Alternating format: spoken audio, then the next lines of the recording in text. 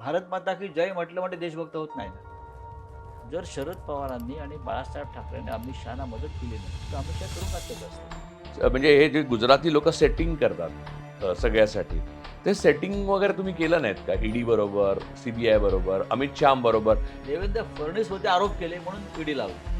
माझ्या घरी जेव्हा ईडीचे लोक आले सकाळी 6 वाजता तेव्हाही त्यांना बोललो हे नाटक मत करना हो सर्विस करना है.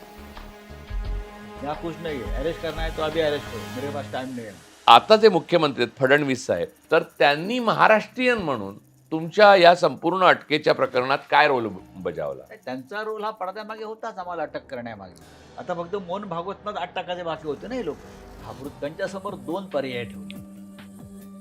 तुरुंगात जाताय की मुख्यमंत्री होताय.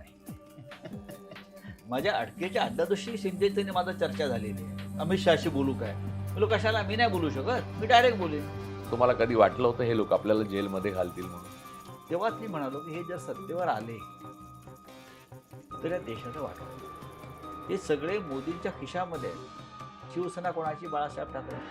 हा एकनाथ शिंदेचा पक्ष कसा काय होणार? पण तुम्हाला कधी जाणीव झाली की आपल्याला अटळपणे आता हे लोक तुरुंगात घालणार? ही जाणीव पहिल्यांदा कधी झाली? मला पकडणं म्हटलं सगळ्या. मी आहे ना, मी गुंड आहे म्हटलं. तू काय गुंड आहे काय? तुझा बाप आहे गुंड म्हटलं मी. लोक एवढे घाबरतात का? म्हणजे तुमचे ते एकनाथ शिंदे 40 लोकांबरोबर सरळ गेलेच तिकडे एकदा त्यांच्या माणसाला उचलल्यावर.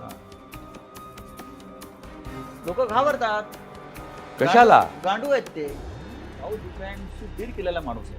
मी त्यांच्याशी बोललेलो आहे त्या काळात रिपोर्ट म्हणून.